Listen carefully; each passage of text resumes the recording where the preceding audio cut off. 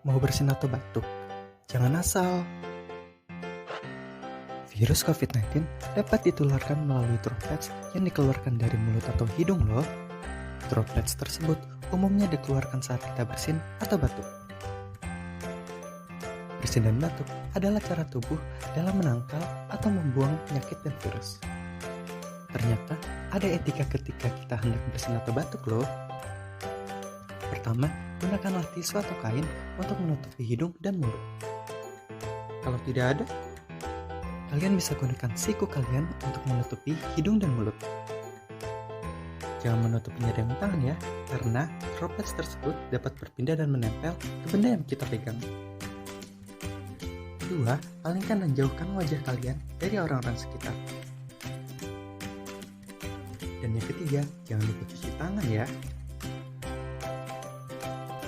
Lalu, hal apa yang kita harus lakukan ya ketika orang sekitar bersin atau batuk?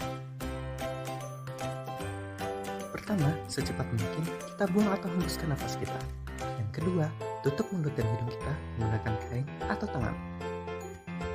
Dan yang ketiga, segera jauhi tempat bersin atau batuk tersebut ya.